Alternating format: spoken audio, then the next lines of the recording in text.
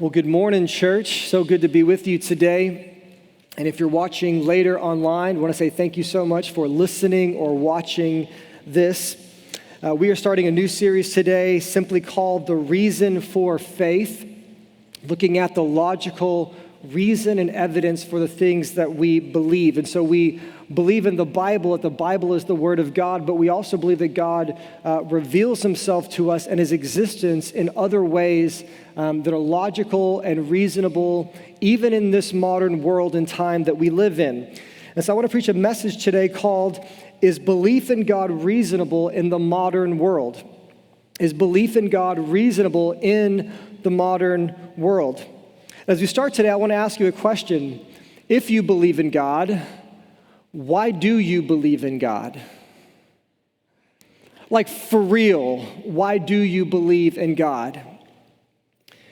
Do we believe in God because we are delusional, as some authors and atheists will say? Carl Sagan has a quote where he says, "You can't convince a believer of anything, for their belief is not based on evidence. It's based on a deep-seated need to believe." Or is faith what Nietzsche said when he says, faith is not wanting to know what's true? Or as Mark Twain says, faith is simply believing in what you know ain't so. When we believe in God, is it delusional? Is there no really reason to believe? We just believe because we've been deluded into thinking that God is real? Or do we believe because we're desperate, as some people say? Meaning, we don't really believe in God like for real, like the God of the Bible, the God that does miracles, the God that gives life, the God that loves you and knows you. We don't really believe in God, but here's the thing. Life will just go better if we believe in God. Right? Or maybe we don't believe in God, but we see religion as a generally good thing for society. It's positive. It's not really real, but it's kind of good for us. As former President Dwight Eisenhower once remarked, America makes no sense without a deeply held faith in God. And I don't care what God it is. Or do we believe in God because it is reasonable, for real, logical, rational? You see, this is an important question because if we're going to devote our life to God, we should know if we really do for real believe in God and if God really is there. And if we don't believe in God and we want to discern that question, we should discern it accurately and logically with the brain that we have. And so we're starting today a new 4-week series called The Reason for Faith. And the next 4 weeks, we're going to be looking at different apologetic. Apologetic just means an argument or defense for the Christian faith or belief in God. A 4-week apologetic series looking at some of the reasons why we believe not only does the Bible tell us that God is real, but why logically and rationally, I believe anybody looking at the evidence, it is the most reasonable thing to believe that God exists. And this is important for us as Christians because it builds our faith, gives us the ability to have conversations with people, because sometimes as Christians we're not effective because we don't know the answers to a lot of things, or we don't really understand what we believe. We can't really defend it, so we can't defend it to anybody else. So it can strengthen our faith to study this. But if you're a skeptic, this is an opportunity to really look at what's laid before you and to really make a decision. And this is meaningful for me personally because when I was a senior in high school, I went through a season of seriously doubting my faith. I grew up in church and had a generally very good church experience. And what was interesting about my season of doubt was it was, in every sense of the word, totally random. Meaning, it wasn't like I was going through a hard time in life. Sometimes hard times or suffering can cause us to question God, and that's understandable. And it wasn't like somebody at school had given me a lot of good arguments to not believe in the existence of God, and I was wrestling with those or didn't have an answer for those. It wasn't anything like that.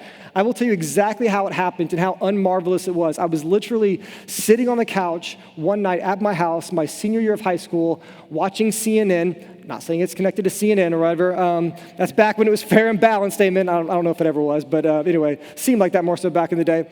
Watching CNN, I think we were in a war, or there was some kind of global conflict going on. They were reporting on it, and all of a sudden, for whatever reason, the thought pops into my mind, is God really real?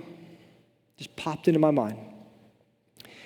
And it so caught me off guard that it felt like something had just literally tossed something into my brain that I was unexpecting. And for some reason, it stuck with me, and I kept thinking about it, and I kept thinking about it. And over the next year or two, which it was a pivotal time in my life because I was going off to college, and so when I was still wrestling with this, I left my home, and I moved away to college and began life on my own, more able to do whatever I wanted to do and living under my own thoughts. And I really, especially through my freshman year of college, really processed what I really believed about God. And what I'm telling you today is that I was scared to ask a lot of the questions, but what's incredible is that as I asked the questions for real, and I'm not just saying this because when this happened, I wasn't a pastor. I'm not saying this because I have to say this. Like, my faith literally grew. My faith in the Christian faith grew, and my faith in my real belief that I of course have to believe that God exists because it's just honestly what I think when I look at the world and the evidence and all these different kinds of things. My faith grew as a result of asking these questions. And my hope is that yours will as well in this series. And it's important for us to ask these questions because if what we believe really is true, and not just we kind of go along with it, but we really believe that it's true, then as we ask the hard questions or the big questions, it'll build our faith because it is true and we see more about how it's true. And what's interesting is there's this weird notion, and I want to say this because this directly impacts your life. There's this really weird notion, which I don't understand, that like if you're a Christian today, like for you, if you're a Christian, a lot of people would try to write off your faith by saying, well, you're a Christian because you are in America. That you're just a Christian because you're in America. But I find that so interesting because, and listen, maybe you can correct me afterwards, but like I feel like being a Christian is like the most critiqued thing in our culture today. When I think of what are the three most critiqued and constantly criticized things in our culture today, here are the three. Number one, being a Republican. Number two, being a Democrat. Number three, being a Christian. I mean, and it's so true. It's like everybody finds any reason to critique Christianity. It's like, I'm not a Christian because, there was a guy that was mean to me once and he went to a church and so I don't believe in God. When was the last time you're like, there was this one guy who was mean to me and he was an atheist and I just couldn't be an atheist after that. Nobody ever says that. But anything else. I don't hear all the critique about, all different other world religions. Like people in our culture like to critique Christianity more than anything else. And so it's interesting. Maybe it's the most common religion in our culture, but it's also the most critiqued thing in our culture. And I say that because what I began to realize as I began to ask the hard questions and approach it from a logical perspective was I realized that in order to really understand the truth, I have to critique every worldview, not just Christianity, not just what the Bible says, every religious text, every philosophical idea, every concept must be critiqued. And the problem for a lot of Christians, and I think the reason why their faith is often weak, and one of the reasons why we're not as compelling as Christians is because we're always playing defense when we also need to be playing offense. You got to put some points on the board, amen? Atheists love to build their faith in what they believe by critiquing Christianity, right? And they have a right to do so because they're pursuing the truth. But as Christians, we have the same right, and I would say obligation, to consider all worldviews and all ideas. And what I learned in my season was, are there some things in Christianity that we wrestle with? Absolutely. And we're going to talk about those things in this series. But also what I found, and we're going to close with this, is like what Peter says in John chapter 6, whenever Jesus tells the disciples as people are leaving, hey, y'all can walk away too if you want. And Peter says, where else will we go? What else will I believe? And so I want to look at this in this series from a rational perspective. And I want to start today in week one with one of the arguments and apologetics that really brought me to an even deeper belief in my faith. And once again, I am a person of faith. I'm going to put my cards on the table. I'm not unbiased in that way, but I'm not unbiased, I believe, because there was a point when I did do an unbiased journey and pursuit, and this is what I came to. And this is not just me, but this is like a historic argument that I think everybody must reckon with. And one of those things is what's called the cosmological argument. Turn to your neighbor and say cosmological. Not cosmopolitan, cosmological. Makes you feel smart, doesn't it?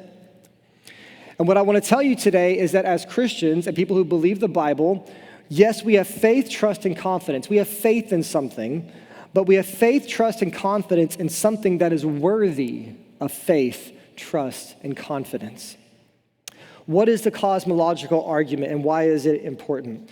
The cosmological argument is not necessarily just one argument, but it's a variety of arguments that use creation and existence to rationally prove the existence of God. I think that'll be up on the screen. Yeah, a variety of arguments that use creation and existence, the fact that you exist, to rationally prove the existence of God. The question that we're asking in this series, and specifically today, is this: does creation and existence lead us rationally towards belief in God or away from belief in God? That's the question we're asking, right? Because we all make an individual decision. So I can't make a decision for you. All I can do is lay before you what I think is the evidence and to lead you in one way or another in terms of what you think is the most reasonable or most rational. If there's a level of mystery that every worldview assumes, right? There's a level of mystery and there's certain things that we don't understand, and we'll talk about that a little bit today. So what we're left with is, what is the most rational or reasonable thing to believe in light of the evidence? And so when it comes to creation, the fact that there is a creation and the fact that there is existence, does that make it more reasonable to believe in God or make it less reasonable to believe in God? And this is a critical argument and a critical thing to consider. And the reason why it's one of the most important arguments to consider is because creation and existence are one of the few things that probably everybody agrees on. Even Republicans and Democrats agree on this, okay? For the most part, there's a creation and we exist. Raise your hand if you believe that, okay? Okay, most of us, okay. Yeah, that's probably, not everybody, but most of us, creation and existence are real things. And so that's why it's a good thing to think about, and it's a good way to debate this topic because we generally share a belief in these things. And when it comes to the cosmological argument, which once again is using creation or existence to think about the existence of God, there's a lot of different arguments, but there's two primary arguments. I want to review them today really briefly.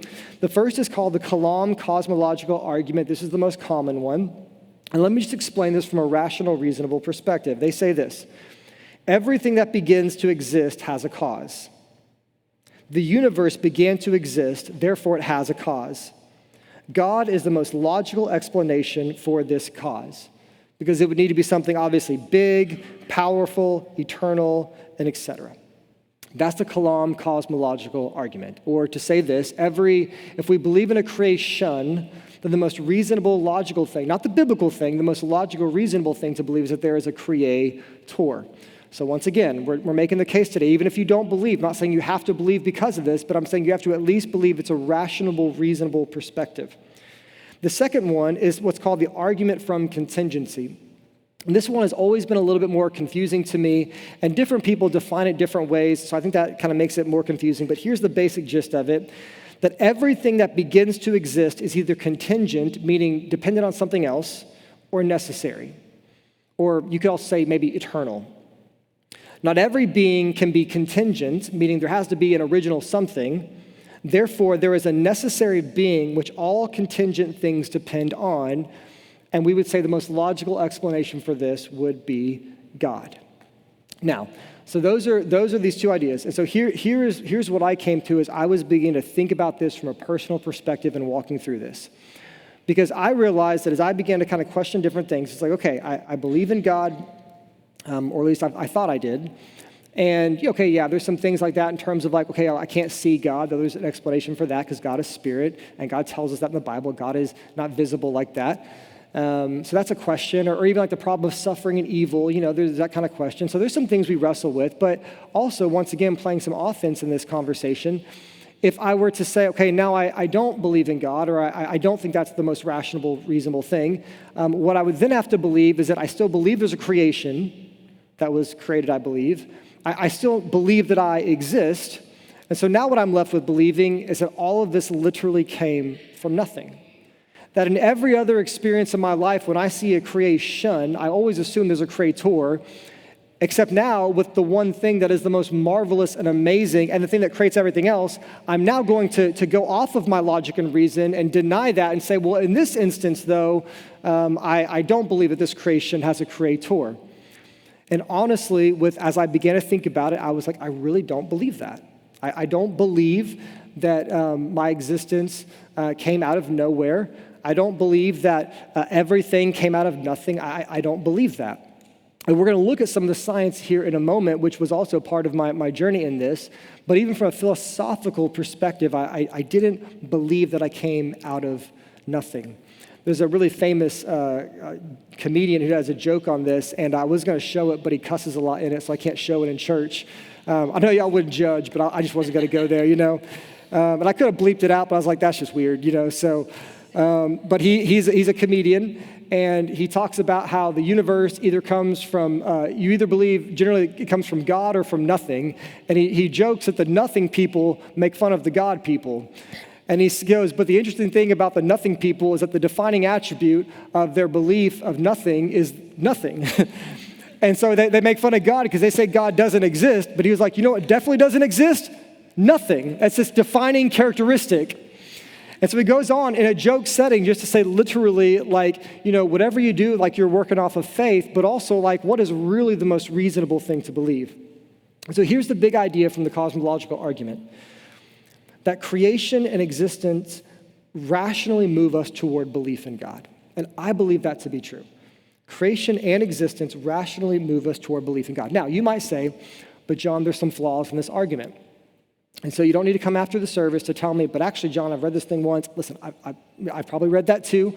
It's all over the internet. Once again, I'm not saying all of these arguments are perfect and there are not some threads that you can pull to bring some things into question.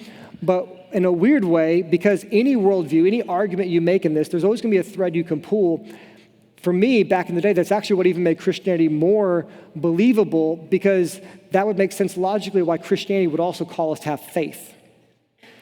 And so if you're going to tell me that we can't understand everything, that there's beyond our comprehension, there are things that we can't understand, that I would need within the worldview that I would accept to have a category for not understanding certain things. And so once again, okay, there's things we don't understand, there's still a mystery. Okay, yeah, but within Christianity, I believe in a God who Isaiah 55 says his ways are higher than mine. So even in the mystery, even in the unknown, even in the wrestles, I would say that belief in God can explain that in a way that's saying, I don't understand everything about the universe and I'm atheist. Well, what is the atheistic explanation for that? And even if you could give one, it would be a total guess. And so for me, as I looked at the evidence in alignment with my brain and reason, it really did bolster my faith. But at the very least, I believe we're making the case that our faith and our belief in God, though biblical, yes, is also based in logic and reason. And one of the good reasons for that, and compelling reasons, is creation and existence, because you have to be able to articulate something in regards to that. Now, before I go on to some of the scriptures, because I do want to get into the Bible here in a second, there was one thing as I was thinking about this back in the day that I was like, you know what? Those are good arguments, and I see them, but there's one thing that if you convince me of one thing, that I think it would make these other beliefs kind of not as compelling. And I was like, okay, and if I were to be someone who did not believe in God, how would I explain creation and existence? Because I have to have an answer for that now. I can't leave one perspective to another perspective and end up in the same place where saying I don't understand what I believe. So here's the one thing that could have unraveled it for me, and probably what I would believe if I didn't believe in God. I just would have believed that everything always existed. That would have been my way out. That if you could prove that there was not a beginning point, if you could prove that this has always been here, and maybe we don't understand why it's always been here, but it probably just has always been here. The universe has always been here, and creation, existence have always been here. If you could prove that to me, then it makes these arguments not as compelling, because you don't need a creator if there wasn't a beginning point. But once again, this is where science begins to really intertwine with our faith in a really beautiful way. And listen, I'm not a scientist, and so you can look all this up on your own. I'm probably not going to explain this all perfectly, and I don't have all that much time. But the big idea is that in 1915, there was a guy named Albert Einstein. You ever heard of him? Raise your hand. You ever heard of Albert Einstein? Okay. He was kind of a big deal back in 1915. And in 1915, he presented his groundbreaking theory of what's called general relativity. E equals mc squared. What does that mean? I have no idea. But what it did was it gave us the ability, what books that I trust and I have referenced tell me, is that it gave us the ability to talk mathematically and scientifically about the past history of the universe, essentially how space and time are connected. And so when this discovery came out, people began to build off of it because it was a groundbreaking thing. Wow, we can study more things in the universe now. A few years later, a couple other guys named Alexander Friedman and George Lemaitre, working off of Einstein's equation, and this is going to sound crazy, and this is maybe the most crazy thing to me. Based upon his equation and looking at the universe, what they found was this: the universe is expanding. What? You should never get used to hearing that, okay? The universe is expanding, okay? What are we doing right now? We're sitting in church. What is the universe doing right now? It's expanding, okay? That's what it's doing right now. That's amazing. And you wouldn't have just assumed that, like, oh, yeah, I always knew that, No, that's amazing. But modern math and modern science, looking at everything from a scientific perspective, can prove that our universe is literally expanding. And the final big breakthrough came a few years later in 1929. This is when the dam broke, when Edwin Hubble, who the Hubble telescope is named after, began to measure the redshift and light from distant galaxies. I'm going to read this straight off the paper because I'm going to mess this up. And what it showed was that things that were farther from the Earth were moving faster. That's what they were finding out via this telescope and what we continue to believe today. And so what this told us was it gave us empirical evidence that proved that not only is the universe expanding, but it also sprang into being from a single point in a finite past. And that is what modern science believes. Now, is that what Christians believe as well? Yeah, that's what we believe, right? And so what we see in this is like if here's the Bible and here is science in terms of our belief in the universe, and most people don't think of it this way, in the 20th century, science moved towards the Bible. The Bible didn't move towards science. See, this is amazing because all of a sudden what this does now is it makes the cosmological argument an even greater beast to be dealt with philosophically because we now all seem to agree that the universe is expanding and it began sometime in the past in a finite moment. And so what this tells us, Richard Swinburne, a well-known philosopher, says in his book called The Existence of God, the reason why he believes in God, and he's a brilliant guy, is he says that God logically has all the properties to explain the universe. God has everything you need to understand it. Creation, sustaining, eternality, all the things that you would need to explain this thing that we're a part of, God has. He says, though, atheism, agnosticism, and secular humanism do not have all the properties to explain all the things that we have. And so from a logical perspective, in an unbiased argument, you're not even necessarily saying those things wouldn't be true. You're just saying they don't even have the actual properties needed to explain everything. So leaving a belief in God to believe in one of these other worldviews doesn't bring you to a place where all of these things are understandable. You're entering into more mystery and even into a concept that doesn't have all the properties to explain it. Atheism doesn't have the properties to explain a universe that began in a finite past in a single moment in time. And so the cosmological argument, I believe, gets more compelling in this sense. So here's the big idea, another big idea, that modern scientific discoveries and timeless logic make belief in God reasonable. That's all we're saying today, that modern scientific discoveries and timeless logic make belief in God reasonable. So here's what I want to do. I want to look at the Bible. So if you have a Bible, go to Genesis chapter 1, verse 1. This is a talk, but also still kind of a sermon. And so I want to go to the Bible. And the reason why I want to go to the Bible is because, once again, if the cosmological argument is true, if it's sound and if it's reasonable, and if the Bible is true, then when you look in the Bible, you should see the cosmological argument. If that's true, then it should also be explained in Scripture.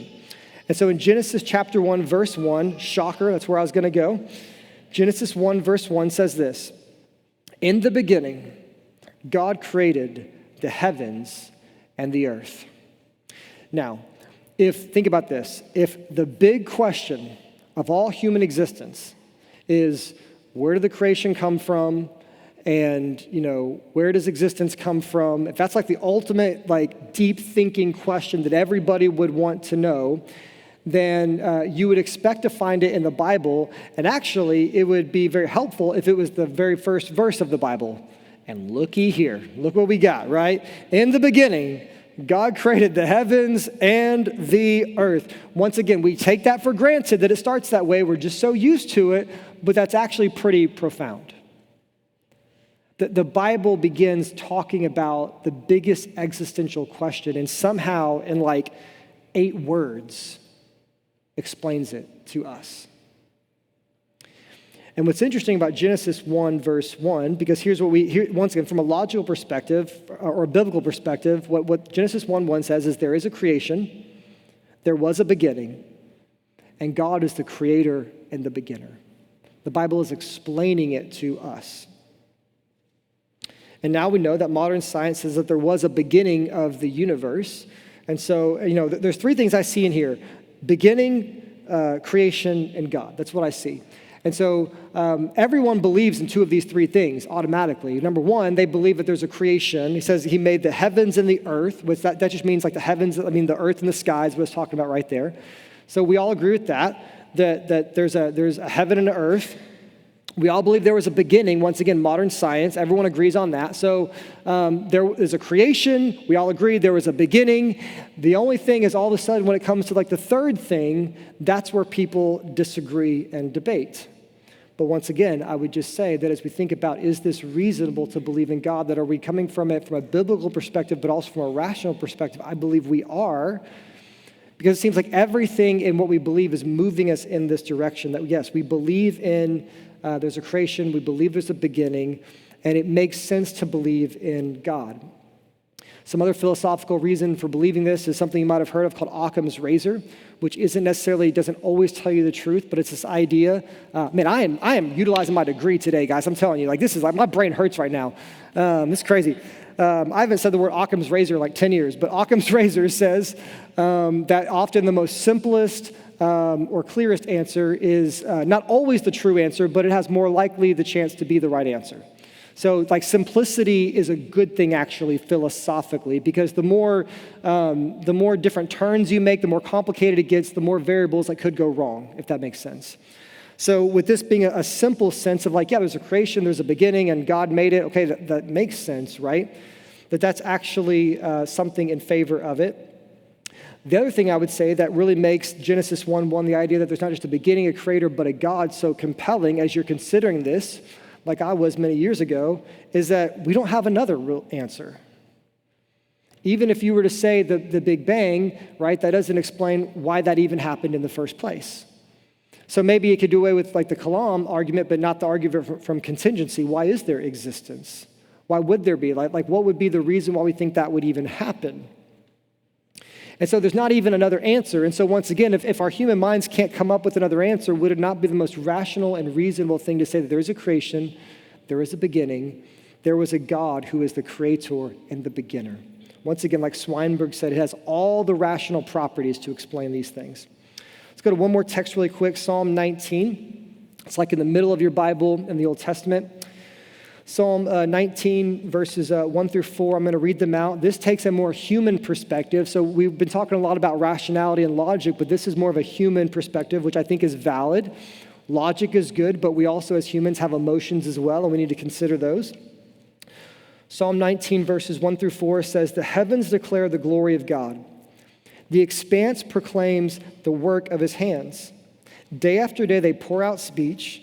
Night after night they communicate knowledge. There is no speech, there are no words, their voice is not heard. Their message has gone out to the whole earth, and their words to the ends of the world. In the heavens he has pitched a tent for the sun." So here's why this is a big deal biblically. Because what God tells us in his word is that not only creation is not only designed by God, but designed to point to God. That's an important distinction. Because necessarily, just because creation was designed by God doesn't necessarily mean that it would even be designed to point to God. but it does make sense. And so that's what Psalm 119 says. The heavens, or the skies, declare the glory of God. The expanse proclaims the work of his hands. And so, have you ever known somebody who unnecessarily complicates things? Don't raise your hand, right?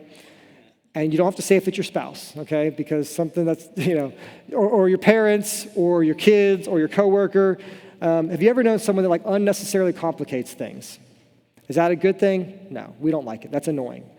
Because it doesn't have to be this complicated, right? Because the goal of something is to do it. And so if we can do it simply and understand it, that's the best thing to do. The simpler it is, the better it is. And I say that because, once again, if we're just going off logic and rationality and even bringing our emotions into this, what this means is that we don't have to complicate the fact that whenever we see a vast mountain, there's something in us emotionally or spiritually that just says, wow, that's amazing. And for some reason, it makes me think about God. And when you look at the ocean, and it makes you think about the bigger picture of life, which also makes you think about God, we don't need to just do away with that. We don't have to deny that. People always say, man, I just connect so well with God and nature. I'm like, yeah, you do. Because the heavens declare the glory of God and the expanse proclaims the work of his hands. That's not even profound. And it's amazing that the Bible says that God literally made it that way. That when it comes wow, mountains or oceans are amazing, we're not like brilliant humans that have figured this out. We're simply taking what God has given us.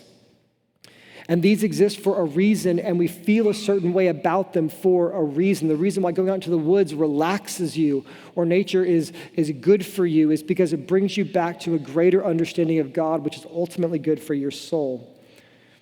It's like our campus here at New Day. It's funny, I don't have to tell you our story, and you can come to our church and get a sense of what this is.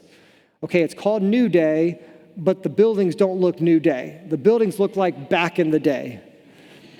And you walk in, and you're like, oh, this is a church that was built a while back, and they're, trying to bring new life into it. You would guess that naturally, and you would be absolutely correct. And so it's the same way with creation, that we can look at creation and deduce different things from it. So here is the big idea, is that considering all these things, from the cosmological argument to modern science to even what it says in the Bible, the question is, if belief in God is belief in God reasonable? And 100%, I absolutely agree that belief in God, specifically in the Christian God, which we'll get more specific about in future weeks, we are in the arena of public rational thought. We're not over in the corner as blind faith people who just don't accept certain realities. No, we can explain what we believe from a rational perspective. But then maybe here's the big, one of the big questions is, okay, so Pastor John, if belief in God is reasonable, why do so many people think it's not reasonable? One thing you could say is maybe they just haven't looked at the arguments. That's one thing. But how come? If this is so obvious, right? Think about where existence and creation would come from apart from a godlike figure. Why don't people think about this more? Or honestly, why don't people ask the big questions? That's the real thing. How come people don't think about these big questions in life? Why are we so focused on jobs and hobbies when we haven't figured out the most important, start there first, where do I come from? What do I need to be doing? But the Bible has an answer for this, but I want to illustrate it before I give you the answer. I came home from church about a couple months ago, and as I walked into my dining room, I discovered something very unnerving. There was a really big, unfortunate, black, drawn mark all the way across my dining room wall. I've got a picture up here of it. This was on my wall. And Daddy wasn't happy, I'll put it that way, right? Daddy took off pastor hat, Daddy put on dad hat, And I first asked my wife, not because I thought she did it, but I was like, maybe she knows. I said, hey, baby, there's a mark on the wall. I didn't do it. I don't think it was Casper. Did you do it, Or do you know what happened? And she was like, I have no idea. So I was like, okay, so I have 3 little kids. And so I'm like, okay, I got a feeling of what's going on here. And so I went into my kids' rooms one by one, and I went to my first kid, and I said, hey, there's this really big mark on the wall that someone drew. Did you do it? Oh, no, Dad, I didn't. No, not at all. Do you know who did it? Oh, yeah, I do, and it's so-and-so. Like they pointed the finger. Yeah, it was so-and-so. But they didn't do it. So I went to the next one. I said, hey, there's a big mark on the wall. Did you do it? The second kid said, no, I promise. And Dad, it wasn't me at all. No, you know. So I only had 1 kid left. I got 3 kids. So I go to the last kid, and I'm like, I'm guessing this is going to be the one, or otherwise this is going to get really complicated. I went into the third kid. I said, hey, there's this really big mark on the wall. Did you do it? They were like, no, I promise. It wasn't me. I promise. Like, no. I'm like, you know who it was? Yeah, it was so-and-so. And so every kid said they didn't do it, and every kid somehow knew exactly who did it, but all the answers were different. It was very interesting. So once again, I didn't let it go because we're working on honesty in the Wethington household, and we say we have one rule, and that's don't lie. That's like our big rule, do not lie. And I'm like, someone's lying. So I literally opened up a real crime scene investigation in the Wethington household. I was like, court is in session, guys, and we're going to figure this out. And the kids were shocked because they thought I was just going to let it go. I'm like, no. So I interviewed them all one-on-one. Pulled them into a room, interviewed them. I said, where were you on the night of 30 minutes ago? Where were you? Where were you? And they gave me answers, and I'm corroborating with my wife. Were they really there, you know? I also went down to the crime scene, and I took some pictures of some evidence. There's another picture. This is crime scene exhibit 1, you know? So obviously there's a mark on the wall, and it's funny, there's a mark on the wall that's a black mark, and of all the colors, which one's open? The black one, okay? So once again, we could get super complicated about this, or we could just say, okay, I think this seems like the simplest thing to believe. Next picture, this is a close-up on the weapon that was used. I literally didn't touch it. I was like, well, no one's touching this, you know? Took pictures of it, and of course, okay, now I guess they set it down and it slid off.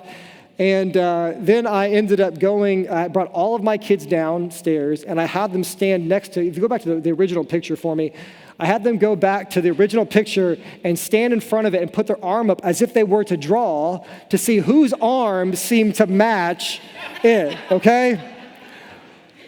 Which I will say, we ended up getting a confession, but that was the one thing when I had a pretty good idea who it was. And thankfully, by God's grace, we were able to get to the bottom of it. And I don't want to embarrass my kids, so I'm not going to tell you who it was, but I'm going to say it wasn't a girl. That's what I'm going to say. It wasn't a girl who did it. And I have one son named Peter. And so once again, you're a logical, rational creature. He's 3. And anyway, so we got to the bottom of it. But I say that because when we were going through this, the reality was the truth was there the whole time, but the truth was being covered up, wasn't it? And think about it. Whenever we don't tell the truth or whenever we lie, we are covering up the truth. And in Romans chapter 1, it says this, Paul writes this in Romans 1, For God's wrath is revealed from heaven against all ungodliness and unrighteousness of people who by their unrighteousness suppress the truth. Since what can be known about God is evident among them because God has shown it to them. For his invisible attributes, that is, his eternal power and divine nature, have been clearly seen since the creation of the world, being understood through what he has made. As a result, people are without excuse. Now, when you first read that, maybe your thought is like, I don't know, like, it's kind of harsh to say people suppress the truth. Or, of course, that's what you would expect a religious text to say, that it's obvious, but you guys just cover it up. But when you look at it from just basically what it says, like think about it. What it is saying is that people suppress the truth. But the question is, just like, with my crime scene investigation, was somebody suppressing the truth? Yeah, of course. Yeah, sometimes my kids suppress the truth. You know what? Sometimes I suppress the truth. Sometimes you don't tell the truth. The studies will say that the average person lies roughly 1.08 times a day. The average person lies 1.08 times a day. And whether you think that number is high or low probably says a lot about you. So I'm just throwing that out there, right? Either you're like a big liar or you don't lie that much, and that's a good thing, right? But the average person lies every single day. And so all of a sudden, when you admit that all people, that we all lie, we're all tempted to lie for various different reasons, that we all know that we suppress the truth, that's a fact that we all agree on, then this isn't actually that controversial or even that harsh. What Paul is saying is, yeah, people lie or people suppress the truth or ignore the truth, and all he's doing is comparing that to the question of creation. Yeah, people lie the same way they lie about everything else. We lie about relationships or intentions or what we did do or what we didn't do or whether we marked on the wall and daddy was mad, whatever it is, right? People lie about different things. And so why would we not assume that also doesn't apply to how we understand God is the existence of God and really the reality of what creation means to us in terms of what we believe about God? So no matter what you believe, this is the last thing I want to do. I want to simply just say this. How do we not suppress the truth? Because we don't want to do that, right? No matter what you believe, you don't want to be somebody that suppresses the truth when it comes to the question of God. So today, no matter what you believe, Christian or not, I think there are three things that I can lay before you that we can all agree that we should do. Number one, seek God. I'm not commanding you to believe in God. I'm saying what the Bible says, which is to seek God. I think there is enough evidence rationally and reasonably to say that the God question and pursuit of if there is a God is something that every human, I believe, has to pursue. I really believe that. Because the reality is you did not create yourself, and you did not put yourself here. So, and the fact that you exist is pretty amazing. And the fact that the universe exists is pretty amazing. And so what that means for us is that we should all seek God. We should all talk about the God thing. Number two, do not ignore the big questions. No matter what you believe, we should not ignore the big questions of life. Are there big questions to be asked about existence in life? Absolutely. We all agree there are big questions to ask. And so what that proves is that if we're not asking the big questions or we're not taking time to think about the big questions, we are literally suppressing the truth. That is what we're doing. If I know there's a big question, but I refuse to think about it or talk about it or give any weight or attention to it, which I think is most people when it comes to the God question, I don't see people that are just diligently studying this thing and just can't figure it out, right? But we have to ask the big questions. Either we should believe in God and be able to explain why we clearly believe in God, which we're talking about today, or somebody should not believe in God and be able to clearly explain why they do not believe in God, but what is not an acceptable answer is just say, I just don't know. That's why for me personally, I respect someone I know who is an atheist more than an agnostic. At the very least, they have a belief, they have a commitment, they say what they think they believe, and they make a stand of sorts, right? And so it's interesting, and this is important because your life is important. Imagine if you were to, open your front door tomorrow and just standing on your front porch or sitting there was $1,000. For real. That'd be a happy day, wouldn't it? Like imagine, I need that. I want that, I need that, There's $1,000 on your doorstep. What would you do? Would you just be like, pocket and go about your everyday? No, you'd be like, where did this come from? What is this? From one or two perspectives. Either one reason why you'd try to figure this out is because you would want to know who gave it to you. You'd want to know who to thank, wouldn't you? It's the right thing to do. Man, who's responsible for this great gift? I want to know who it is. So you would try to figure it out. Or maybe you're more of like the paranoid type. Raise your hand if you're paranoid. Raise your hand. Okay, yeah, paranoid. You would try to figure out what it is because it's probably laced with some kind of poison on it that I'm going to touch, and it's going to disintegrate my fingers. So you try to figure it out. But what's just so interesting is $1,000 would make us try to figure something out, but our whole life and existence, we're like, I don't know. But your life is valuable, it's important, and it needs to be thought about. Third and final way to not suppress the truth, and I think this is the most compelling one. I really think, and we're going to talk about this more as the series goes on. Number 3, refuse to believe what you refuse to live out. Refuse to believe what you refuse to live out. So what was so compelling for me in my faith journey and my doubt journey was I was like, okay, so if I believe certain things or if I don't believe in God, then I'm going to have to get rid of morality. Or I'm going to have a hard time explaining that big picture. At the very best, I can say, well, we kind of socially agree on norms that we do, and maybe it's for the best of everybody that we all kind of agree. But I'm going to know for the rest of my life deep down, these aren't really like etched in stone kind of moral things, and I'm always going to be tempted and probably will likely go against these morals because I don't deep down really believe there's a reason, or I don't believe I'm accountable to really keep these things in the big scheme of things. And so a lot of people, I think one of the things that really communicates the fact that I think we do believe in God is the fact that when we think about all the things that we would have to believe if we didn't believe in God, it's like, I'm not going to live that out. I'll be an atheist or I'll be agnostic, but you know what? I'm going to live my life with a sense of morality.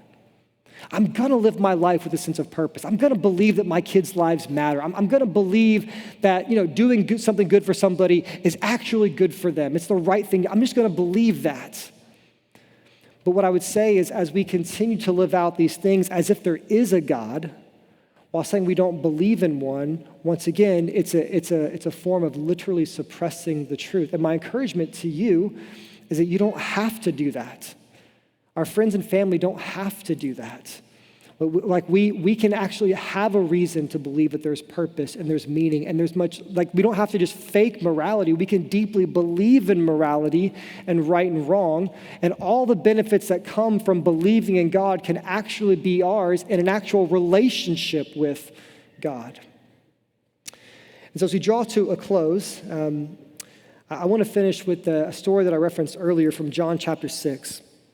Because we've talked about this from a logical and a rational perspective, but I want to kind of get more to the heart, because once again, we are rational beings, but we're also emotional beings as well. And we were at the park, and my wife was a really awesome new park at Herman Park for the kids, and we went there, and we chose the wrong thing. We went on a Friday night. I thought nobody would go to a park with the kids on Friday night. Everybody was at the park with kids Friday night, and it was packed. And I had 3 kids, and I don't know if you've ever tried to watch 3 kids in a crowded park. It's so stressful. You're afraid your kids are going to get abducted or something, and you're watching them and all these kinds of things. And it was chaos, but we were there. We were hanging out. And there was this one kid who was kind of causing a stink there was this one slide that all the kids wanted to go on. And he was causing a stink because all these kids were going down the slide. He kept trying to walk up the slide the way you're not supposed to walk up the slide. And we had that awkward moment where all of us parents are sitting there, and we're like, whose kid is this? You ever been there? Whose kid is this? I'm not about to go put my hands on another person's kid or correct another kid. Hopefully someone else is going to come out and just, help them. Okay, no, we go down the slide, not up the slide. But it was kind of crazy because this kid kept trying to go up the slide, and he was screaming at the other kids that were coming down the slide, really mad at them. He was so ticked off that all the other kids were trying to go down the slide. And it was like piled up of kids, and he's holding them hostage, and just screaming at him. And of course, no parent is coming. And eventually, as we began to talk to this kid, my wife did a really good job with him.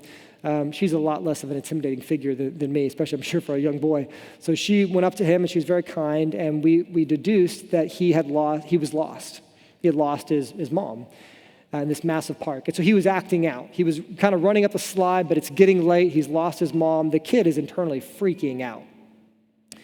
And so, a bunch of other kind of nice moms kind of came around and kind of got him down, calmed him down a little bit, found out he couldn't find his mom. And so then began the journey, which my wife was heading up, of we got to go find this kid's mom. Go find the kid's mom. And what I want to tell you is as we started the journey of helping find this kid's mom, or dad, we didn't know at the time who it was, we were going to see that journey to completion. We were busy and we had a lot going on and we had a schedule we were trying to keep, but there was never an option where, okay, we've been looking for this kid's mom for 10 minutes. We haven't found her yet, so kid, stay here. We got to go by. Sorry, we tried for 10 minutes. Have a good life. I'm praying for you. That wasn't an option that was going to happen. This kid was lost, trying to find out where his mom was, and we were going to go with him until we found her, or he would be coming home with us, and we'd be going to the police station. But there was never an option where we were not going to help this kid get to the end destination of what he was trying to get to, because he needed to find his mom. And what I want to tell you is this church, I don't know what church you've been a part of, but this is a church where we come together and we want to come alongside you wherever you're at in your faith journey. And we want to walk with you however long it takes for you to find the God who we believe created you. And we're not going to you're not going to ask a couple questions and us say, okay, we're giving up on you, or we're going to walk away, or we're not going to do that. That's not what's going to happen here. And so in this series, but even beyond this series, what I want you to know is that the church, and most importantly, the Bible says God himself is committed to go on that journey with you as you wander around life and as you wander around all of the different arguments to find the God that we believe really is there. And along this journey, we're going to use our reason and our rationality because it's going to speak to us. And also along this journey, we're going to use our emotions and our feelings and our deeper sense of what is true and what is real. And what I love about the God of the Bible is that God understands our doubt. We see in the story of Thomas, one of the disciples who doubts, and Jesus works with him. He shows him the marks on his hands after he's risen from the dead. He works with him. He says, touch and believe. He compels. He doesn't send him away. He walks with him. And so my encouragement to you is I don't only believe that God exists, but I believe there's a God who wants to walk with you on your journey. Even if you're a believer, but you got some secret doubts, maybe you have nothing but doubts, or maybe you're rock solid in your faith and walking with God just strengthens that. Wherever it is in your journey, I know the Lord wants to walk with you. So let's seek him out and let's be open to that. Let's pray.